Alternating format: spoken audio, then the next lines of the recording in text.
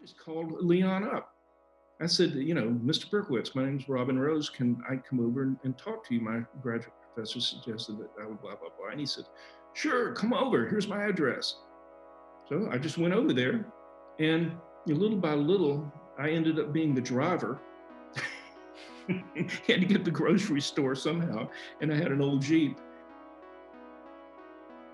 I remember seeing Berkowitz was probably at the Washington Hebrew congregation, because they have one in their auditorium. It's not in their place of worship, but it's adjacent to it. And I noticed it because I have already, I was kind of visually fluent, and I was excited to learn years ago about an indigenous school of artists that came from Washington, D.C. And that's not, at the time, that really wasn't widely known except to its participants and professionals, curators, critics, but I didn't have access to those people at the time. But I noticed the painting, and I noticed that here is an artist in a place of worship. And then I got to, through a career, I got to understand why that's an appropriate place for him to be.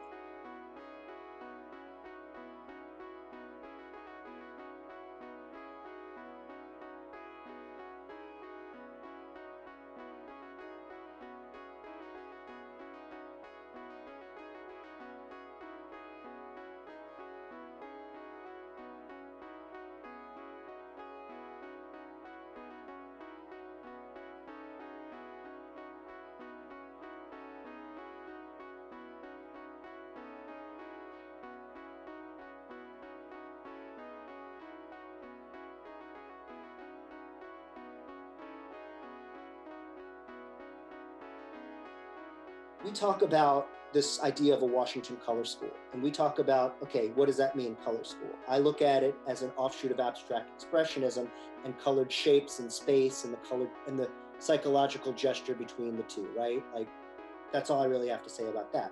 Berkowitz stands apart from that because he really wasn't interested in the color. He was interested in the light and the use of color to express it, right? So he wasn't someone who was just coloring fields and kind of, that was the deal. It was really about merging this color to this color and forcing out a light from the surface to get out there. So, I mean, he was a serious colorist, but he was about light more than he was about color. The earlier paintings were, kind of strictly, art school abstraction. And there's nothing about those that really kind of stood out from many people doing stuff like that. But when he started doing these stained, what would you call these? They were diaphanous layering of pigment. And he did talk about that sometime. He talked about the crystals of the pigment and how the crystals were kind of lightly stuck in the binder on the surface of the painting. Whereas he used prime canvas, whereas the rest of these guys were using unprimed canvas, and their paint was going into the weave. Leon's stuff was sitting up on the gesso, but it was so thin, and these veil layers were so thin that what it is the light would go through the individual particles of pigment, which are like crystals, right? And they have odd shapes. And so crystal A maybe is shaped like like an octagon, and pigment B is shaped like square. So when you get those two things together, there's enough differentiation that you have a refraction of the light, right? And so he did talk about that a lot.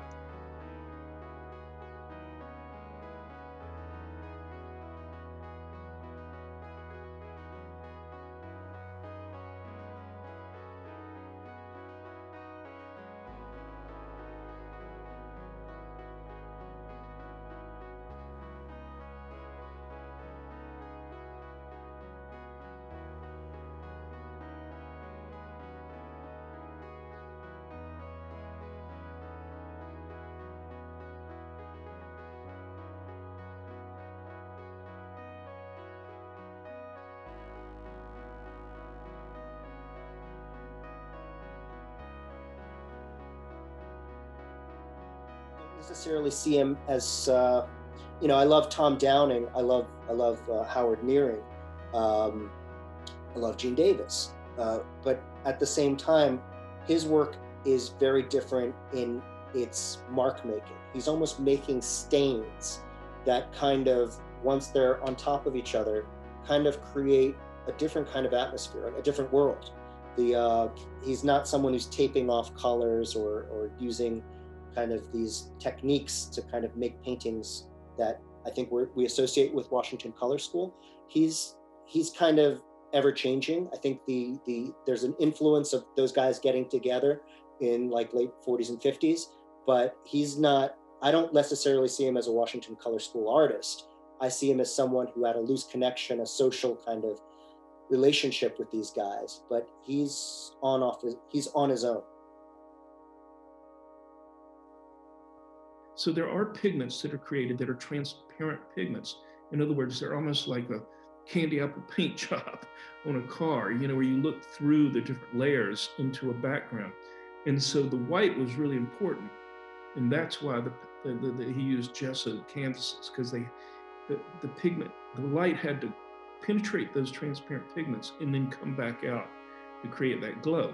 If he did that with opaque, light wouldn't penetrate, you wouldn't get the glow. It's not static work. It changes in its idea of wanting to illustrate light. I think that's a universal idea. There's a critic that I like a lot. He's a critic and an artist. His name's Douglas Davis, right? And he wrote a lot about my major influences to my practice, Komar and Melamed. And when he saw Berkowitz's work, he's like, he uses color as it comes alive like a living presence. Like Malevich, and I think he actually references Kazimir Malevich, who I also get to mess with in later series. And so there's this vocabulary of light and color, and how do the two kind of transcend to being together? These are universal questions for all artists, and these are universal questions for an audience.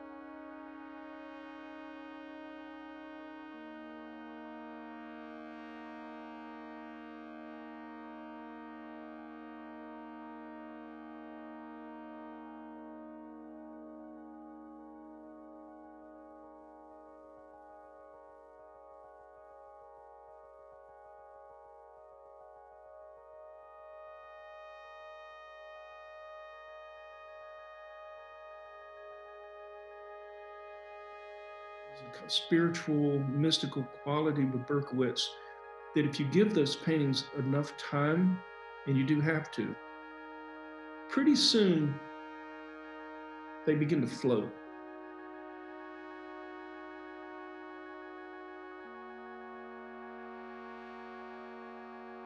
So he had this big long feather like this, and he would hold the feather up in the middle of the painting.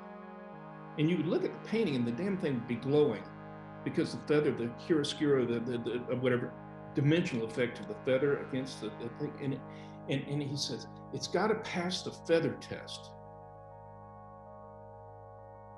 If you look at Leon's work, you don't need any art history to fall for those paintings.